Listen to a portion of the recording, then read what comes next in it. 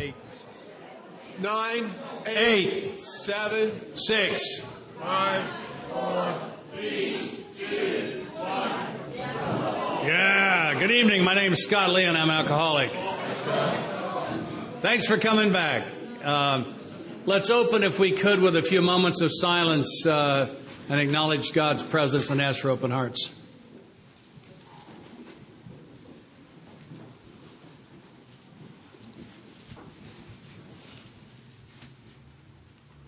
Amen. Thank you. This session, we're going to begin with what Bob and I affectionately call questions and dumb looks. We don't promise answers. We may not have any. I want to tell you that the overall first answer is we agree with whatever your sponsor said. But we will do them as best we can. You want to go ahead? Here's an interesting question. I'm Bob, an alcoholic, by the way. It says, if this is a spiritual, non-religious program, where exactly does the Lord's Prayer come into it? For if the Lord is the creator, then he is simply, brings the religion into it, does it not? Serenity, courage, and wisdom I get. This prayer doesn't bind with religion. And whether God is a group of drunks or okay. There's a controversy right in Alcoholics Anonymous today in some parts of the world where it really, this is my view. Uninformed people are discarding the traditional Lord's Prayer, which in a letter from Bill Wilson to the fellowship, he said that the reason we used the Lord's Prayer was not because it had roots in Christianity, but because of all the prayers and all the religions in the world, it was closest to our principles of the 12 steps. When it says, forgive us our trespasses as we forgive, we're talking right there about the essence of a lot of step 4 and 5. When you talk about our Father who art in heaven, hallowed be thy name, thy kingdom come, thy will be done, is a lot of what's in step 3. Where oddly enough, the little snippet of the Serenity Prayer that people think is non-religious, if you ever looked at the whole Serenity Prayer, it is one of the most Christian-affiliated prayers because it talks specifically about Jesus Christ. It talks specifically about Him forgiving our sins. And it is very Christian. And Bill Wilson, in this letter to the fellowship, said that at the very least, these people that would like to do away with the Lord's Prayer, and probably a lot of other prayers, at least it's an exercise in tolerance for them to stand there and have to listen to the rest of the people who care to say it, say it. I think that I'm one who believes that anything that fits with our principles works. I don't see the Lord's Prayer particularly as being a religious prayer connected to religion. I see it as being a set of principles expressed in a prayer that parallels very closely the 12 steps of Alcoholics Anonymous. And that's what Bill Wilson said in his letter to the fellowship. That's why they did it. And it was traditional with the early members. It's been a prayer. You know, it's the only prayer that's been ratified by the General Service Conference to be the official prayer to end the conference. It's the only prayer that's ever been ratified by the delegate body of Alcoholics Anonymous. I would observe also that it's actually a Jewish prayer. It's written by a Jewish guy. Right. It's kind of an interesting thought. Remember, when the prayer was coined, there was no such thing as Christianity at that time. There's another question here. If you're at an AA meeting where the main message is don't lift the first drink and get to lots of meetings and you'll be okay, how do you respond? A couple of ways, and I think what I like to do, and I coach them and I sponsor, I go to open discussion meetings. I don't like to go to meetings where they take a topic from the floor. You know, the chairperson says, who's got a topic? The newest newcomer dumps his bucket, and the next 8 newcomers tell him how to fix his life. I don't want to listen to it. At my home group, our chairperson brings us a reading, a paragraph or less, out of AA literature, which, by the way, is listed in the front of your big book.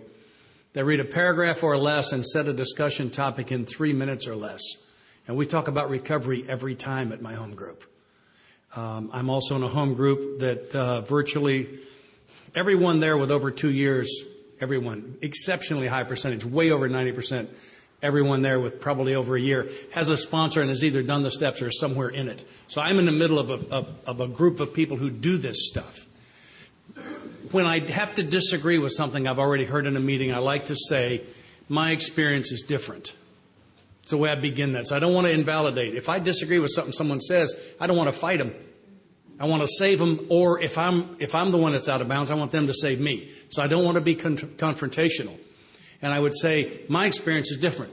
My sponsor gave me the definition of the program. Page 59, here are the steps we took, suggested as a program of recovery. And we like to say, for those of you who are hiding behind the fact that the steps are only suggested, we have good news and bad news. The good news is you're right, they're only suggested. The bad news, they're the only suggestions we got. And that's why I like to deal with that one. Anything on that? There's a twofold question. Part one, can the 12-step program remove the need for antidepressants? That's a very hot topic. I don't know that Alcoholics Anonymous was designed for anything other than the treatment of alcoholism. Alcoholics Anonymous as a program doesn't have any opinion on antidepressants. I have some observations and some experience. I've tried to sponsor people that were on antidepressants, and this is funny. I just had this happen a couple months ago. Another guy came to me, and he asked me if I would sponsor him, and he was on antidepressants, and he'd been put on them in a treatment center. I asked him, I said, do you feel, and does your doctor feel that you really need these? I mean, do you have mental health issues? Or are you just doing it because when you quit drinking, you don't feel good? And he said, oh, no, I really need these. And then I said, well, I don't know. I don't have any experience. I don't know how to take a person through the steps on antidepressants. I've tried a couple times, and I'm not qualified. I think you need to find someone in AA that actually has successful experience taking someone through the steps on antidepressants. And I said, why don't you go around and ask all the old-timers that you find in meetings if they have any successful experience, and when you find someone that has some successful experience taking someone through the steps successfully on antidepressants, then he'll be your guy. Well, 3 months later, he comes back to me and he says, there isn't anybody. And I said, really? He said, every person I've asked said they've tried and they never felt like they could help the guy connect. And I sponsored probably a dozen guys that had been on antidepressants at one time. And after talking to their doctor and ascertaining that they really weren't mental health cases. Now, we're not talking, some people legitimately are mental health cases and legitimately need medications. And this is not about that. This is about people who just, when they stop drinking, they get a little depressed. Like, is there anybody who doesn't get a little depressed when they stop drinking, right? I mean, matter of fact, it's the symptom it talks about in our big book on page 52. And I've said to these guys, I said, would you go to your doctor and ask him if he thinks it's possible for you to wean off of these slowly, and you can't just stop taking them. I saw a guy he said, I'm just not going to take them. And I tell you, I've seen heroin addicts kicking big heroin habits have a better time coming off of heroin than this guy had coming off of 10 years of Prozac. And I say to these people, just go to your doctor and ask him if it's possible and would he help you. And if with the doctor's approval, if he says, yes, I think this is doable, let's try it, and he weans him off of it, then I can work with him. Because then there's this is a controversial thing.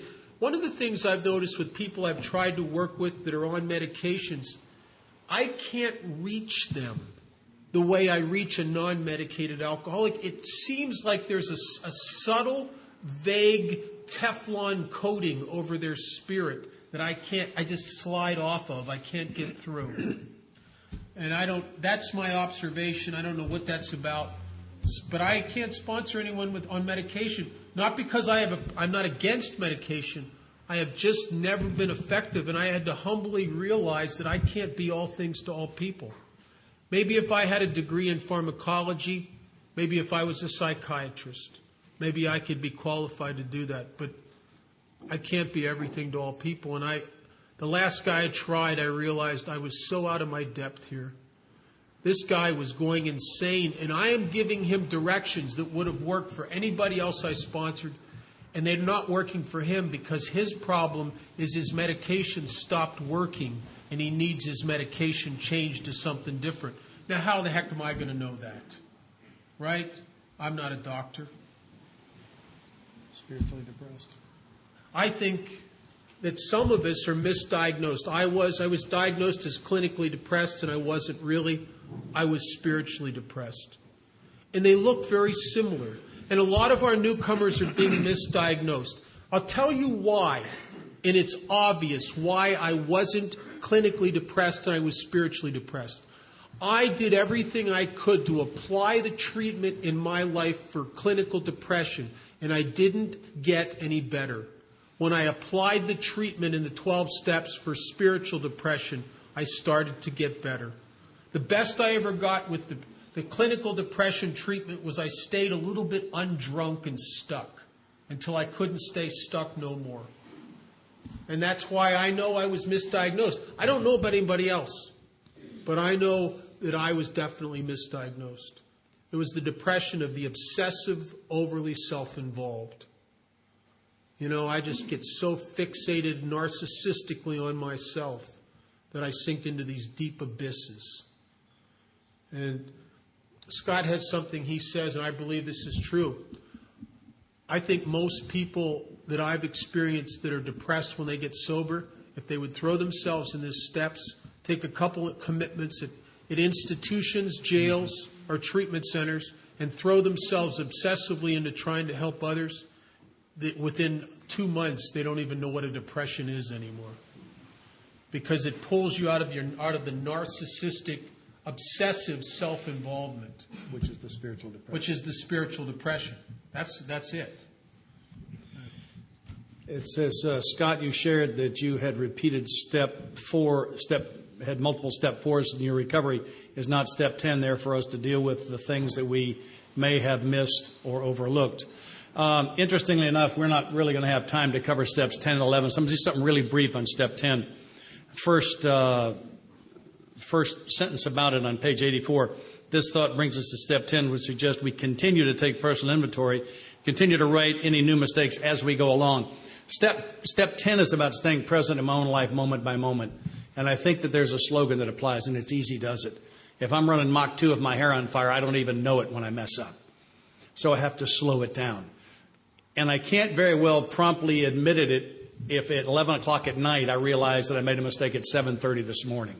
So the differentiation for me between steps 10 and 11, 10 is about being present in my own life moment by moment, and as I make mistakes, correcting them as I can.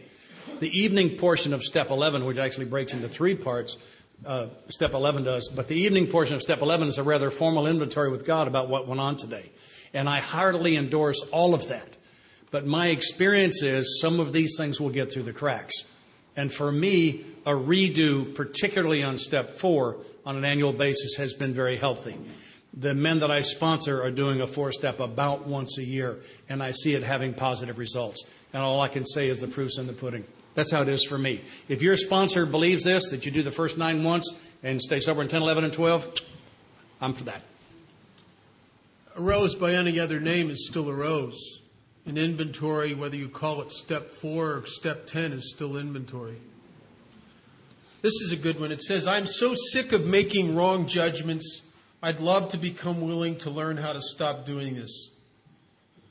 Me too. Really? But you know, one of the things I've come to accept is that alcoholism, this malady of my spirit, is a chronic.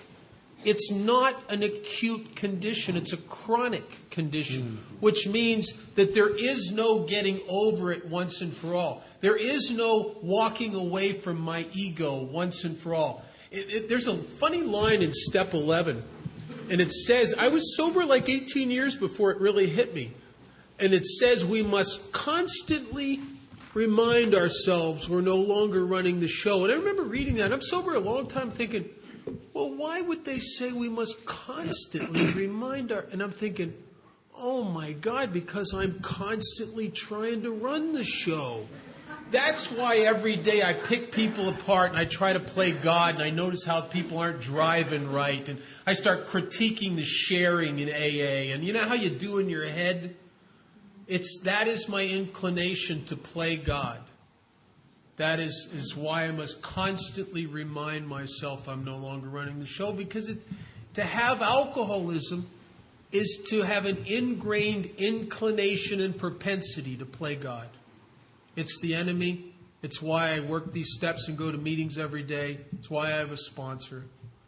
There is no once and for all.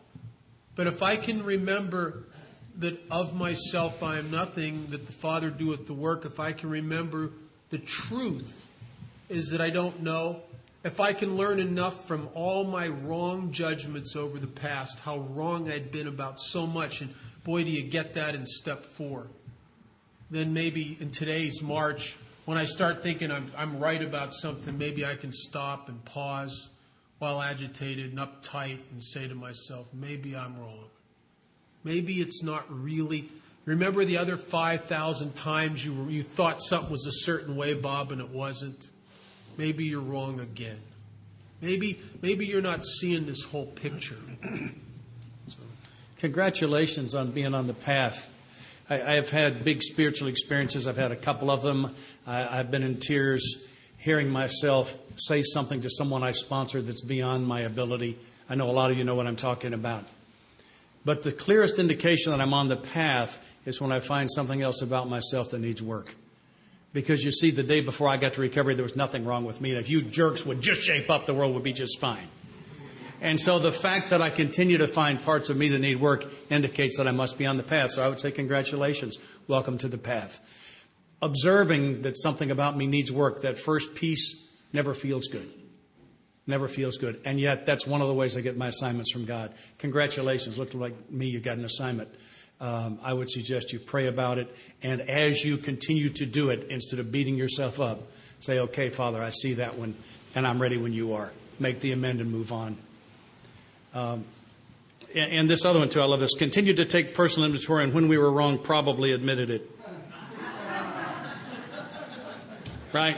You got to get a little bit beyond that. And there's another piece here on page 85. It's easy to let up on the spiritual program of action and rest on our laurels. The laurels concept comes from ancient Greece, as probably many of you know, and the athlete would win the discus or the shot put or the race. And laurel was a wreath, and he would wear it on his head as a symbol of something that he had won. So resting our laurels indicates that our past victories. Someone at my home group observed that the laurel goes on the head. If I'm resting on my laurels, guess where my head is? Good guess. Good guess. Some people say alcoholism is a twofold disease. Some people say it's threefold disease. Discuss. I don't mean to be flippant, because I know that it's spiritual and I know that it's physical, and I would suspect that it's mental, and I'm no expert. But the important thing that this thing shouts at me is that I've got it. And I've got to resign from the debating society as to whether I have this thing and take my medicine. That's the bad news. The good news is the medicine is great fun. I get the controversial ones. That's fair. Well, this starts out with a quote that's not really a quote. It says, as it says in the big book, that alcoholics have a tendency to get addicted to other mind-moving, altering substances. I don't believe it says that. So one of the great pieces of literature that I recommended to the people I sponsor is a pamphlet that Bill Wilson wrote called Problems Other Than Alcoholism. And in that I think that's the benchmark for our attitude towards drugs. Do you know that there's a sentiment that came out of treatment centers 25, 30 years ago, that it's all one big disease? Yeah. Well, I think that was started by a treatment center that only had one van. And they didn't want to, they could only send you to one meeting, so it's all one big disease. But Bill Wilson in the pamphlet, Problems Other Than Alcoholism, warns us as old-timers. Now, he's not talking to the newcomers. Our singleness of purpose is not meant to make people feel unwelcome. It's designed for those of us that are already here, and he warns us in that pamphlet that as members of AA, we should not do something. And what he's warning us is something I've done out of ignorance, and I wish I wouldn't have done it. He says that we should not try to make non-alcoholics into alcoholics. Treatment centers do that. They'll say, well, just go say you're an alcoholic. Go to the meetings. I had a guy, I don't know how many years ago, 15 years ago, 12 years ago, come up to me in a detox and he came up and he told me how impressed he was with what I shared, which made him instantly more intelligent than most of the other people there. Clearly. And then he asked me to sponsor him, and I knew this guy was on the right track right away. You know, he's stroking my ego. And because he's stroking my ego, I'm not giving him the diligence that I should. Because when I started talking to him about his drinking, he said, well, I don't drink. I said, what's your problem? He says, I just have a problem with cocaine. So here's where I did what Bill said not to do. I started imagining that he probably had alcoholism because I said to him, well, but if you did drink, you'd probably end up with a problem. You just haven't drank really enough. You probably are alcoholic, aren't you? He went, well, I don't know. I never drank. And he was an alcoholic, and he stayed in the fellowship for several years. When he was 3 years sober, he was sponsoring a couple guys, and he realized he was an alcoholic, and he went back to drinking. And he has drank successfully and normally and non-alcoholically for over 10 years. I was at his wedding. He was given an expensive bottle of Dom Perignon. And between him and his bride, they drank not quite half of it and let the rest of it go flat. That guy's not alcoholic. That's a clear case of alcohol abuse. That's alcohol abuse. That's right. But what... Look at the harm. What kind of harm was done to the people who he sponsored? Yeah. And what kind of, and I did that out of ignorance and ego. I tried to make a non-alcoholic into an alcoholic. And I've seen that on 5 occasions, people who, out of a good heart, and we'll love you, and maybe we can help you, and people came to AA for a number of years and were an alcoholic, and then they were returned to drinking, and they did it successfully. We shouldn't do that. It dilutes the fellowship of Alcoholics Anonymous, because if you're not an alcoholic, then you don't have the spiritual malady I have, and consequently, you don't have to do what I do. Maybe for you, an effective program of recovery is just don't drink. And go to meetings, kind of to fill up the social void in your life that was once filled by going to bars. AA to you is like the sober Elks or something, like a sober fraternity. But I won't sponsor people that don't have alcoholism anymore. I learned from my mistakes, I hope. I have a slightly different perspective on that, in that I won't sponsor them and I won't let them think they're AA members. I'll take absolutely anybody through these 12 steps. I had an interesting question from one of the ladies actually at a break about that. And I had a fellow I've known in my industry for years came to me a decade ago, and he said, I've watched the changes in your life, and I clearly don't have alcoholism and I don't have drug addiction. I really don't. But I'd like to do your 12 steps and see if I can have the kind of experience that you've had. And I said, well, you got me for a close friend, qualifies you for Al-Anon, Stanley. So if you'll start going to some Al-Anon meetings, and if you'll agree to drink 0 booze and take 0 pills and smoke 0 homemade cigarettes for the time that we're going to go through these steps, because I want your focus. Because if you can't agree to that, then there is a problem. And he said, oh, yeah, it's not a problem for me at all. I thought, yeah. Anyway, and so I took him through the steps, and I watched the lights come on in his eyes. I've had the privilege of taking people from other fellowships through these 12 steps. And Don, our mentor, told me to do that. And he said so that they can take this clear message back to their fellowship. But the other thing I was thinking about as Bob was answering is what kind of an answer do I have when there's a 12-step call and we send the guy he was just talking about and another guy just like him on the 12-step call. The alcoholic they go to call on is going to die because he can't relate to the disease. He can't understand that. I think it's really important. Did somebody get my picture of Don Pritz? I really liked what Scott said. No, and that can't keep going. if I had more time, I would be willing to take non-alcoholics through the steps. I sponsor so many guys, I barely have time to take them through. And I am not going to let an alcoholic die for me to take that time and take a non-alcoholic through the steps. Yeah. I can't sacrifice the alcoholic for the non-alcoholic. I can't do it, not with a good heart. In Bill's story, he says, morning found me drinking both gin and sedative. So he mentions it very briefly. When I tell my story, I mention very briefly the pool room where I drank my beer and bought my dope. That's all you'll hear me say about it in an AA meeting. If they ever come up with a fellowship where I don't qualify and I stumble in there by mistake and they call on me, I'll introduce myself as a visitor and pass. At an AA meeting, I'm an alcoholic and nothing else. In the other fellowships I qualify for, out of respect for their traditions, I am whatever they are and nothing else. I think it's really important. It says, on crying, are you ever touched to tears by people, parentheses, like yourselves, who share on the recovery process? I have been a number of times today, and I rarely attend my home group without crying. Someone says something beautiful and it touches me and I weep, and I'm very proud of my tears, for I am real today. It's a big deal for me.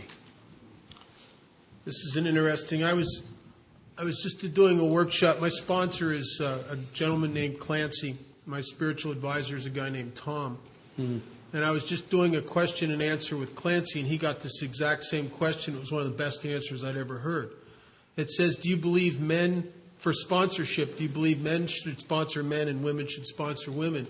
And he said exactly what I've always felt. He said, absolutely. Men should always sponsor men and women should always sponsor women. And then he went on to explain that of the 350 or 400 people he sponsors probably 50 women. And then he explained why.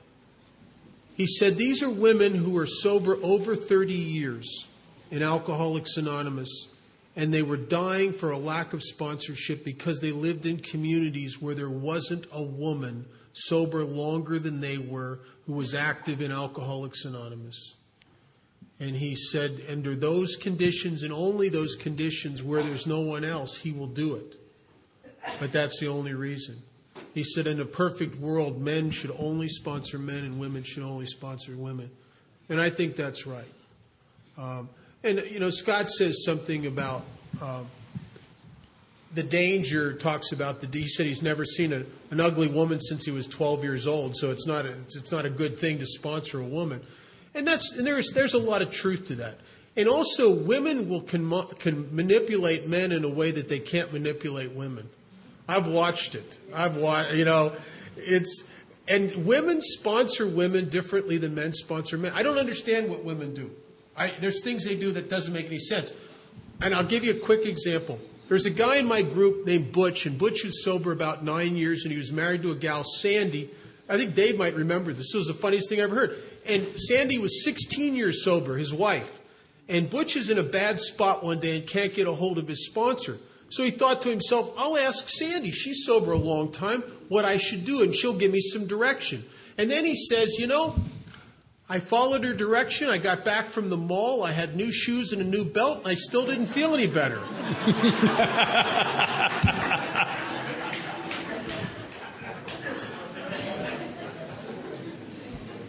I don't know what anybody else should do. My fourth sponsor very successfully sponsored some women. My second sponsor I dropped because I found out that with about 8 years he was sleeping with new women and he was married. And I judged him, I'll admit that. But I've seen some ugly things. I've also seen it work. For me personally, I don't sponsor women and I don't have women to sponsor me because, like Bob said, I haven't seen an unattractive female since the summer I turned 12 years old. Y'all look great to me, and I can't afford to get confused. And by the same note, I know a homosexual guy that sponsors a lesbian, and that works out pretty good because that's the principle that underlies, is to take the sexual component out of it. So I think there are a lot of right answers, but for me, it's pretty clear. We've got the same question asked on 2 sheets of paper. 3? That's a pulled one. Okay. It says, what do you look for when asking for someone to sponsor you? This one says, what qualities or principles are required or necessary for sponsorship? I'll share my experience with you. When my sponsor died, I had 11 years, and he was on his deathbed, and I wasn't even thinking about looking for a sponsor, and he'd gone home to die, and we all knew it. And I just couldn't even imagine the world without him, and he died, and for 2 weeks I tried to replace him, and finally realized that it wasn't possible to replace a man like this, that I didn't need someone to replace Don Roy. I needed a sponsor. And I didn't know what I was looking for. And he was my 5th sponsor, and they were the 5 finest sponsors any man ever had. I've been the victim of great sponsorship. And so I inventoried those 5 men. They were very different as individuals, and yet they had common characteristics. And I asked myself, what were their common characteristics? And here are the answers. They were sober men who had done the 12 steps. At my home group, they say you can't anymore give away something you haven't got, then you can come back from somewhere you ain't been. There's got to be somebody who's done the steps, who has a sponsor himself. I hope that means he's surrendered. I know that it means that the day I can bring him a question he can't answer, we have a plan. I happen to know his sponsor has a sponsor. We have a great plan. It has to be a man who will tell me the truth I don't want to hear, who does not care what I think about him. I got a phone call 7 years ago from a guy I used to drink with. He said, I'm in treatment. I'm serious about staying sober. Would you sponsor me? And I said, yes, I will. And we're not friends starting right now because I'm going to make suggestions and you're going to take them as orders or this isn't going to work. It's working good. It has to be someone who's active in service. It's popular in the States to say attitude of gratitude. My sponsor said the only thing attitude and gratitude have in common is that they rhyme. That gratitude is not an attitude, it's an action. Gratitude is take a meeting into a jail, a prison, an insane asylum, a treatment facility, a hospital room. It's setting up the chairs in this place or taking them back down. It's making this whole thing happen. It's showing up at your home group and making coffee and standing in the door and capturing newcomers and giving them sponsors. It's serving your group as GSR. It's doing something. All of the winners, in my eyes, are doing something. They're going out of their way to try to help somebody else get this thing. There's nothing like it. And the 6th one, I'm going to play with you. Page 132. In the dead center of the page, that would be 17 lines from the top and bottom and 2 words in from both margins. It says, we absolutely insist on enjoying life. I've got to have a sponsor that's having fun. I want a sponsor that laughs a lot. I want a sponsor when 30 people are in the room and somebody says something and 3 people grin, he's one of them. Right? I mean, what did you drink all that stuff for? Did you want to is that to have a good time? Is that why you drank? Do you still want to have a good time? Then find a sponsor that's having a good time. Why people get a sourpuss sponsor? That has never made any sense to me. I don't get it. I do not get it. I want to have a ball, don't you? Find a sponsor that's having... in the States, they like to say, find a sponsor that has what you want. How about this one? Find a sponsor that has what he wants. Yeah, it's a slightly different perspective. Anyway, so I looked around and there stood Ice Cream Steve. I love the names. And I said, would you sponsor me? And he said, no. And by the way, I sponsor today a man that has more time than I do. I've done that on several occasions very successfully. We'll maybe talk about that. But I said, would you sponsor me? He said, no. And he said, okay, I'll pray about it. Call me tomorrow. So I called him the next day and he said, I'll sponsor you. And I said, give me my marching orders. And he said, all right, I want you in so many jails a month, so many treatment centers. I want you in so many meetings. I want you to open and close your days following the directions on pages 86 and 87. He laid some things out. One of the things he gave me to do was the exact opposite of what my former sponsor had me doing. I didn't even tell him. I just started doing it that way. About a year later, I spoke at a conference, and I mentioned that at my talk, and it was recorded. And he came up with the recording, and he listened to it, and he called me. And he said, I've got you doing something that's the exact opposite of what Don Roy had you doing. I said, that's correct. And he didn't ask me what it was, and I didn't tell him, and I'm not telling you. Because that's not the point. The point is, I don't argue with my sponsor. He says that I do it. I told him, I said, don't give me 150 hope and I'll do 100. Give me 150, I'll do 200. Because that's what I do. I'll surrender to you. So I need someone who has those characteristics. It's a sober man who's done the steps, who has a sponsor, who will tell me the truth I don't want to hear, who is active in service work, who laughs a lot. And that's what I have today. I have a sponsor with those characteristics. Because I didn't need a sponsor I'd relate to. I need a sponsor I would obey. Who would I obey? Someone who has those characteristics. I don't have more questions. You want to do a little bit on 10 and 11? You want to do a little on 10? Yeah, I feel pretty good about 10 already, and we're thin on time. Why don't we go ahead and lean on 11? 11. Step 11. One of the most confusing steps to me in all of Alcoholics Anonymous. If you turn to the section on step 11, it's on the bottom of page 85. And a couple things that were confusing to me. And in the bottom of page 85 in italics, the second to last line, it says step 11. So that kind of gives you the hint that we're going into the section on step 11. And it says step 11 suggests prayer and meditation. We shouldn't be shy on this matter of prayer. Better men than we are using it constantly. It works if we have the proper attitude and work at it. It would be easy to be vague about this matter, yet we believe we can make some definite and valuable suggestions. Okay, I'm strapped in. I'm ready for some definite and valuable suggestions about step 11, about prayer and meditation. And here's what it says. When we retire at night, we constructively review our day. Were we resentful, selfish, dishonest, or afraid? Do we owe an apology? I'm reading this and I'm thinking, wait a minute. That has nothing to do with prayer and meditation. That's like inventory. This must be a misprint. This should have been back on the other page. And I don't get it. And I read further on down the page and I don't see anything that looks like meditation. I see a couple prayers.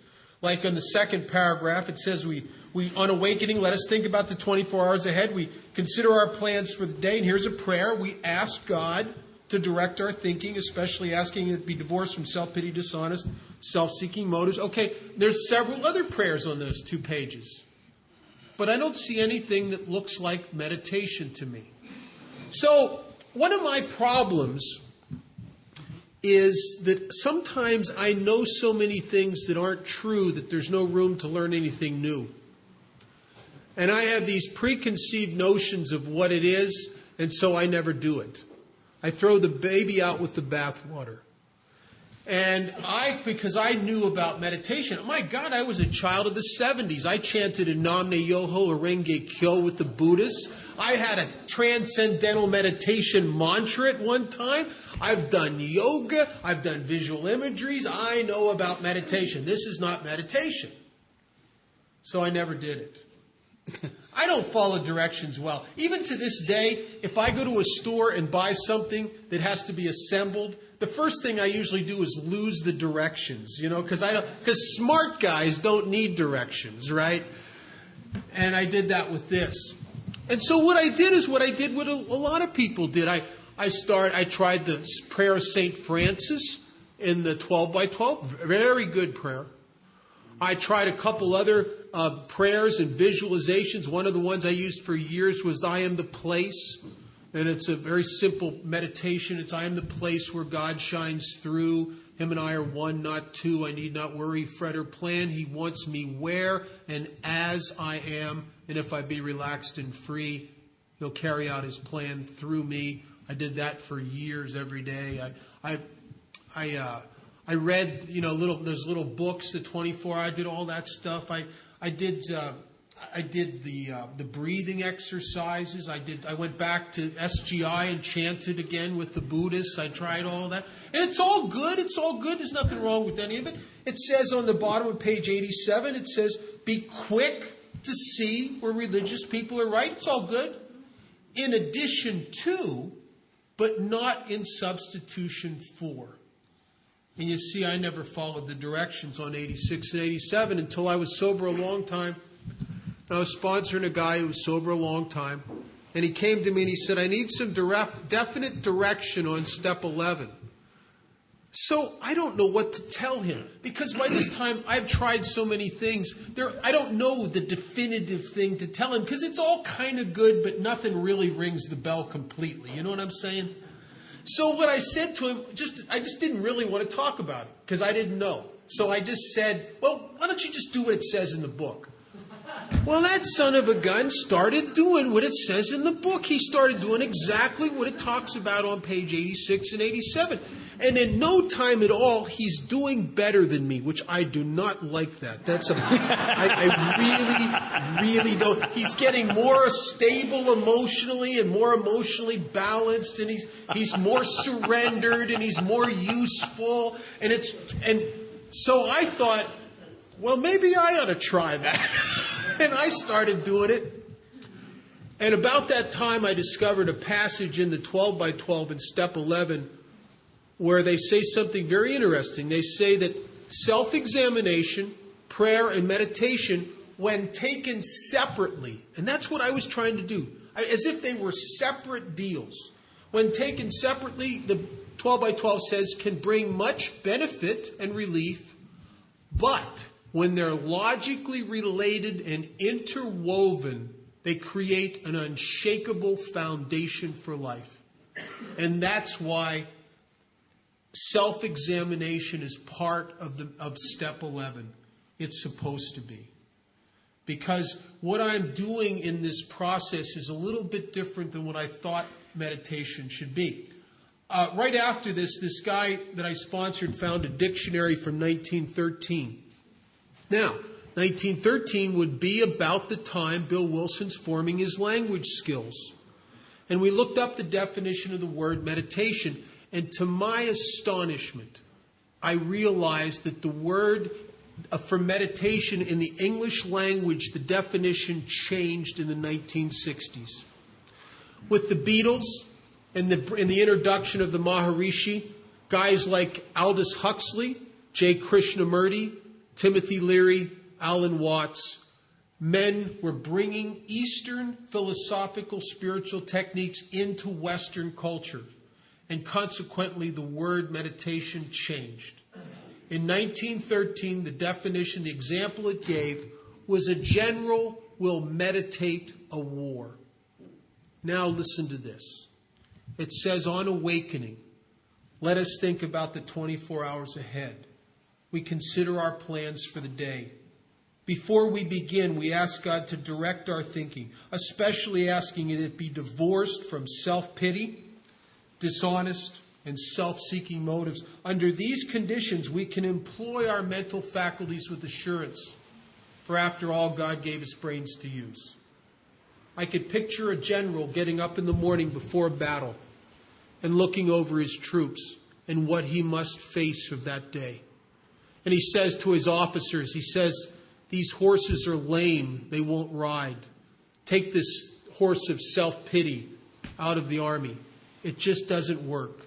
Take these dishonest motives, these warped cannons. They might blow up in my soldiers' faces. Take them out because they don't work. And I could picture him doing that to get ready for this day's march. But the battle he faces is the battle in a war. The battle I face is with one thing. This propensity to play God. The bondage of self. This natural inclination to run the universe. And I'm trying to move away from that into a life of helping God's kids. A life of service. A life of abandonment and service. And all these things that the general has taken out of the battle are things that are going to interfere with my effectiveness. They're going to stop me from being able to carry out the decision I've made in step 3. And I'll tell you a little analogy. I think this inventory, self-examination, and this focus on today's march and asking God to remove the things that stand in our way and looking for intuitive thought is very similar to the process of a sailor. If you were to go down here to the harbor and you were to rent or buy the absolute finest sailboat that money could buy, and you did your homework, you bought the best sailboat there was, and you decided that you wanted to sail to the island of Iceland, and you were going to sail to Reykjavik, and you went down to the nautical library, and you did a perfect job of the first 9 steps of navigation, and you set out from the harbor here perfectly on course for Reykjavik. No matter how good your boat is, no matter how perfect your course, every single day, the tides and the winds and the current, the clamoring of self is going to gently move you off that course. And if, on a regular basis, if you don't take an honest inventory of where you are and realize how much you've gotten off course so you can readjust your course, eventually, if you don't do that, you're in trouble. And that's what happens to some of us. And the problem is that my capacity for self-delusion never goes away. Do you know that people that get so far out they can't get back, 2 days before they drink again, will swear to you that they would never drink again? I interview those people in detox, and they all say the same thing. Right before they were going to drink again, they would have sworn they were never going to drink again. They got so far out, and the problem is, it's not that they're real far out. They don't know it. Because it's an incremental shift away from this surrender and back into self. I have time for one quick story? You got a lot of time. One of the reasons that I have a sponsor, and step 10 and 11 are very effective with a sponsor. There's questions in this little inventory here, this self-searching that's part of 11, that just stump me. Like there's a question here that we ask ourselves every day. It says, were we kind and loving towards all? Oh, yeah. All? They don't really mean all. They mean the people that were kind and loving towards me. Yes, I was kind and loving towards the ones that were kind and loving towards me. I was kind and loving towards the ones that deserved it.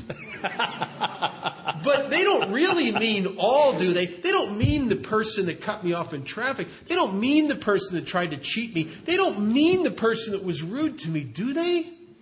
Yes, they do. Service and love without prejudice. Kind and loving towards all. How many days do you think that one slips through the cracks?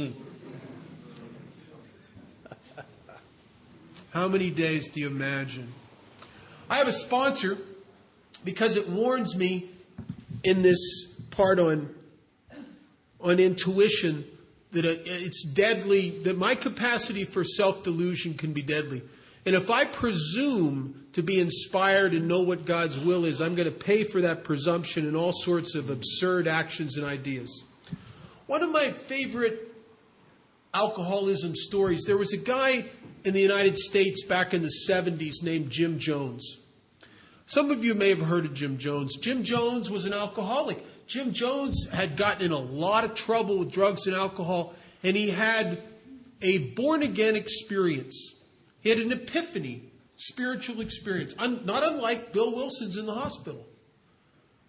But Jim Jones, out of that experience, got a calling to go into the priesthood. Not the priesthood, the ministry, and he became a minister. And I was up in Oakland, California, a couple years ago, and I ran into people who knew Jim Jones when he lived in that community. And to this day, they'll tell you about all the good he did up in Oakland. He really helped a lot of people. I think there was a point where Jim Jones was very spiritually connected, probably as much as anyone in this room is today. But he had no one to check a vision of God's will against except the mind of a chronic alcoholic. And you don't go from being spiritually connected to being out of your mind overnight. It's a slow, incremental shift as self starts leaching back into your consciousness. And Jim Jones, as he got sicker and sicker, he never knew that he was getting sicker and sicker. Every step along the way, he believed he was doing God's will. If he would have had a sponsor, at the very least his sponsor, I know, would have said, Jim, you know, the Kool-Aid is a bad idea. And yet he took that poison Kool-Aid and I think it was over 4,000 people committed suicide And Jim Jones did that believing he was doing God's will. And that's crazy. And some of you sit here and think, oh, I would never get that weird. Ask your sponsor how many bizarre things you've done lately in the name of God's will. How many things you thought were God's will that weren't? I have a sponsor. I sponsor guys. I tell the guys I sponsor, if you get inspired and you think you got God's will, call me. If it's a big inspiration, come and see me, because we got to talk eyeball to eyeball.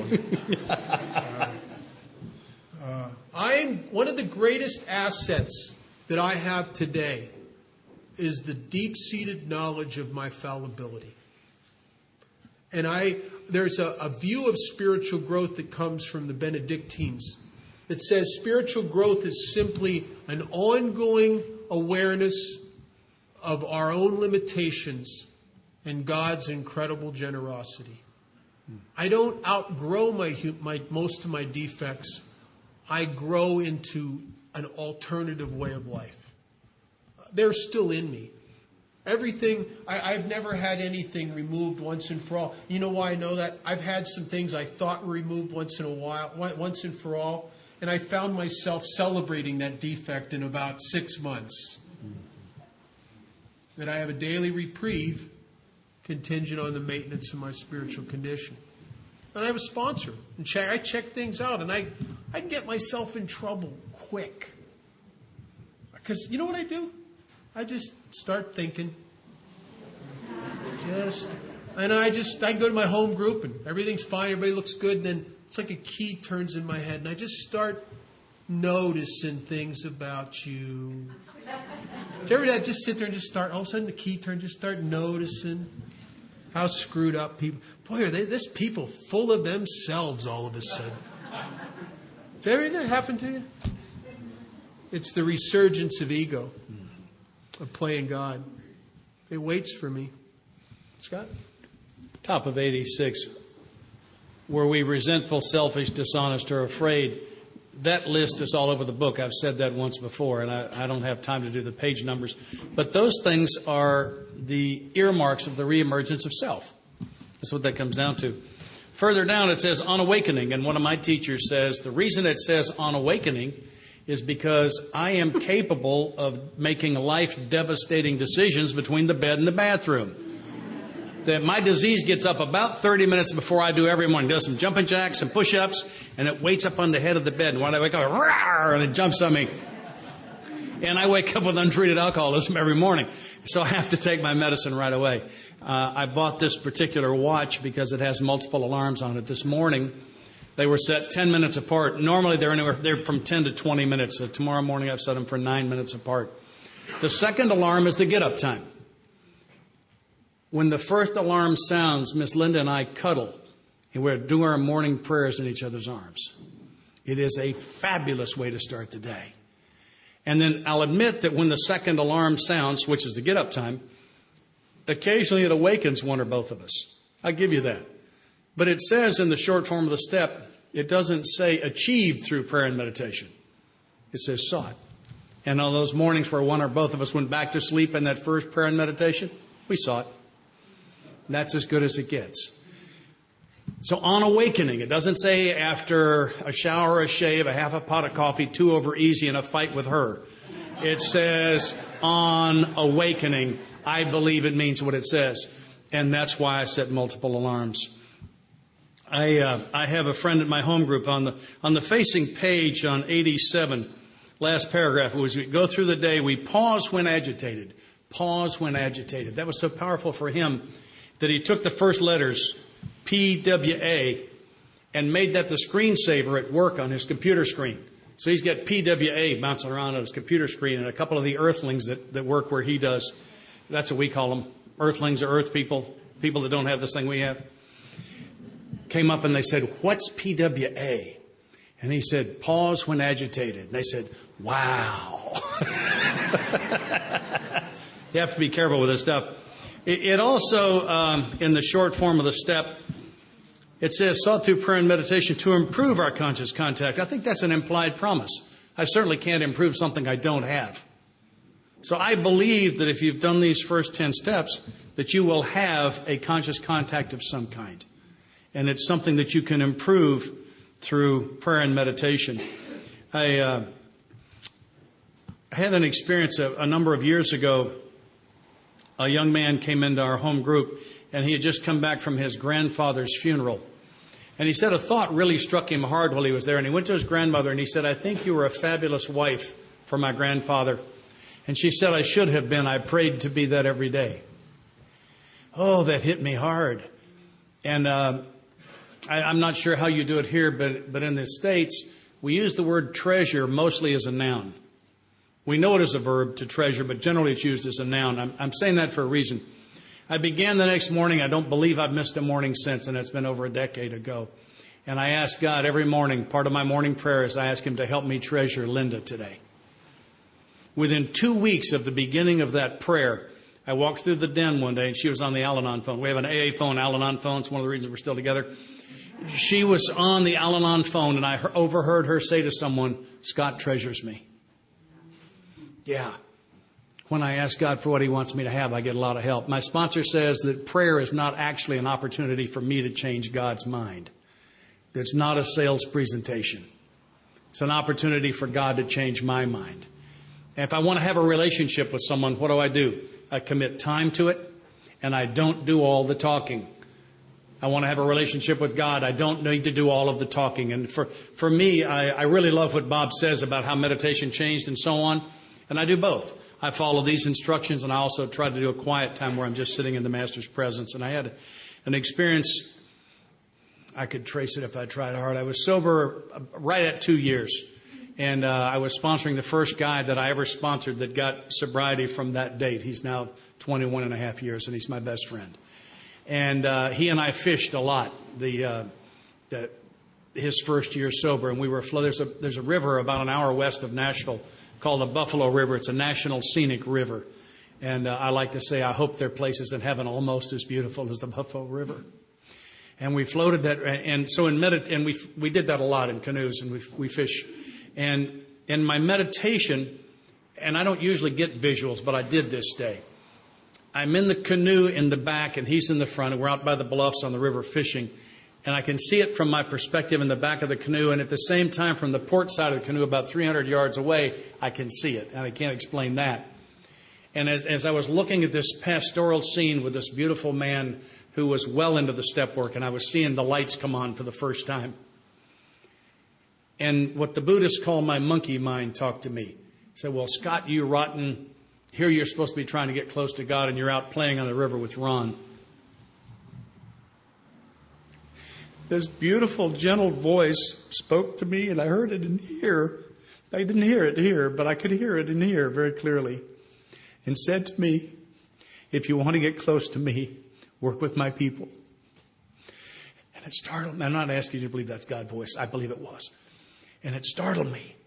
And for the next 2 or 3 years, I pondered with a question. The question was, if that channel ever opened like that again and I could ask one question, what would it be? I think it was something interesting to think about. I finally came up with an answer for myself. But it's a pretty interesting thing to think on. And for the next couple of years after that, I spent as much time as I could following that instruction by working with people who were clearly not as far down the path as I was. Well, my spiritual arrogance knows no bounds. It took me 2 years to realize that it might just mean for me to work with the people that were a lot further than I was, too, because I say my spiritual, anyway, knows no bounds. An interesting concept I got from my wife and from a couple of friends of mine. We call it the usual suspects. It's a men's retreat, but that's who attends. And at the first one, we were four of us sitting around a fire, and we had sequestered for a weekend of prayer and meditation, 4 AA guys.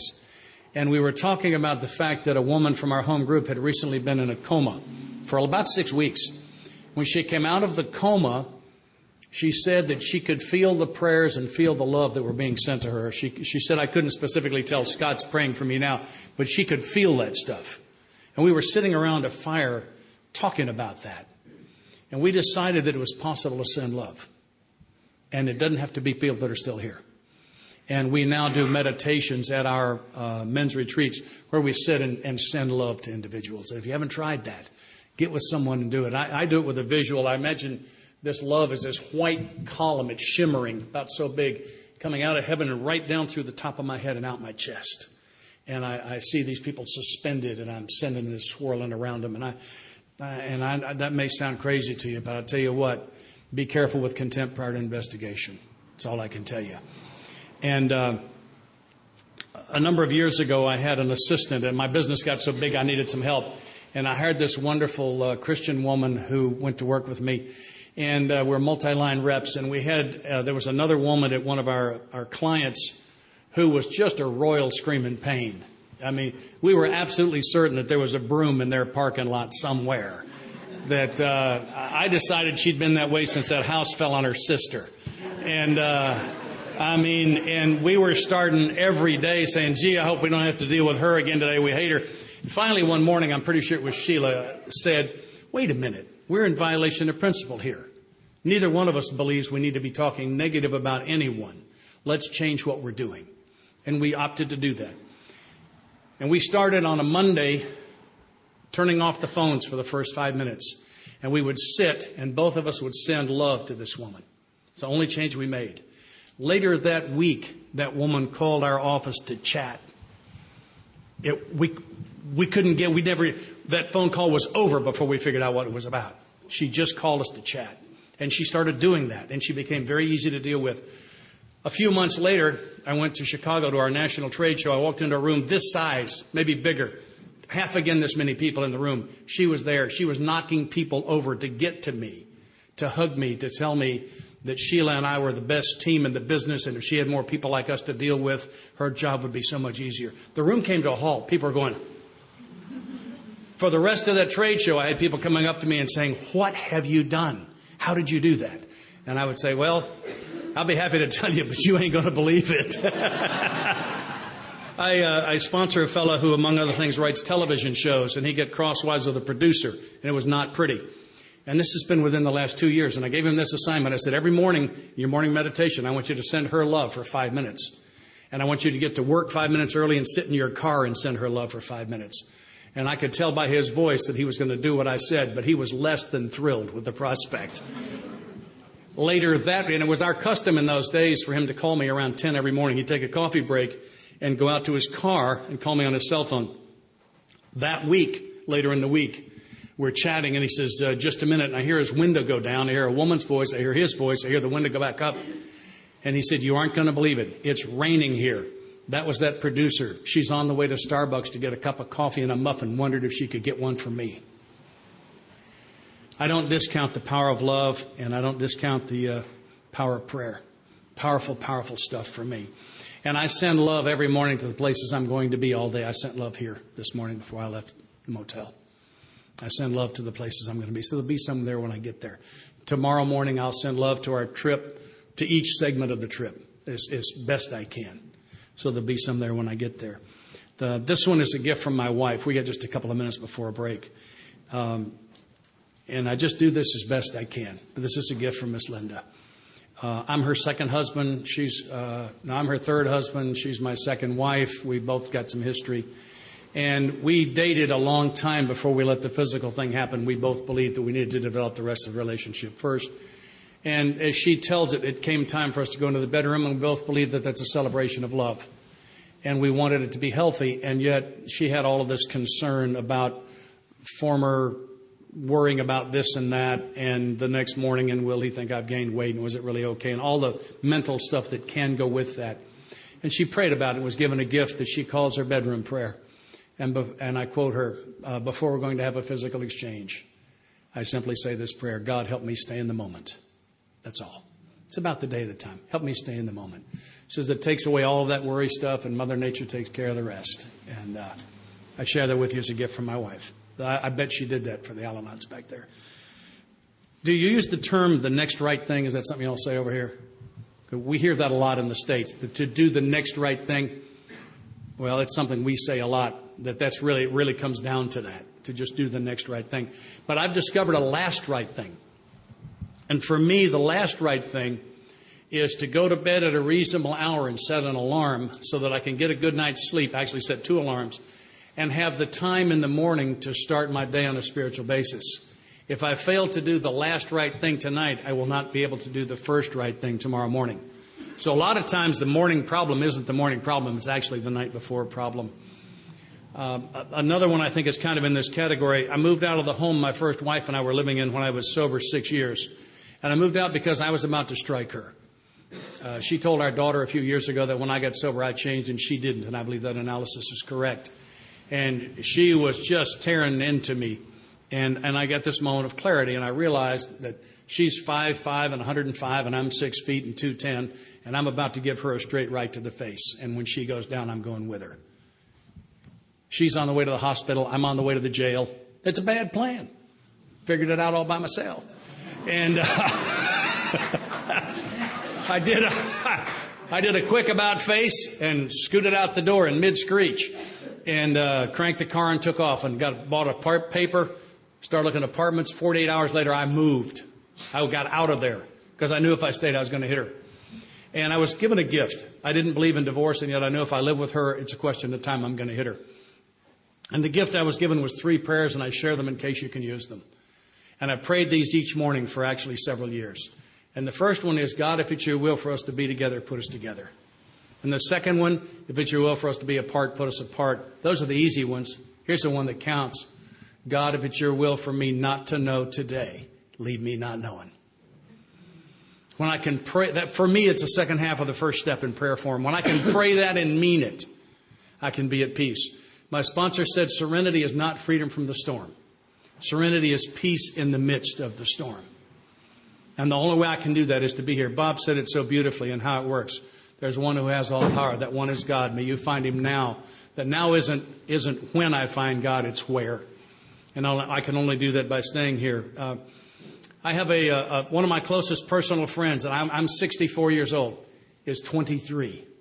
I've been sponsoring him for 5 years. We call him Hippie James, and I talk this way in front of him. I wouldn't be doing it here. He's a hippie that was born 3 generations too late. And he claims that there's a band named Fish. I'm taking his word for it. And they were going to have their last concert, or what I said was their last concert. I've been around a while. And it was going to be in New Hampshire, which is a long way from Nashville. He decided to go, so he gets in the hippie mobile and he drives 30 hours to New Hampshire to get by himself straight through to discover that the drive into the campground is another 10 hours backed up. And he starts going to sleep behind the wheel, which he says is not a problem in a parked car. The problem is that people are passing him. And so he gets out of the hippie mobile and he pops the trunk, that'd be the boot to you, and he pulls out a Coleman stove and puts it up on the back end, and he fires it up and he makes soup and coffee. And he's sharing soup and coffee with himself and people in other vehicles, and he's talking to them. And he says, what I realized was that if I were going to stay physically awake, I was going to have to stay physically active. And then he said, and if I'm going to stay spiritually awake, I'm going to have to stay spiritually active. And this thing is about not what can I give, but what can I get, but what can I give. And the best way for me to stay spiritually active is to try to carry this message.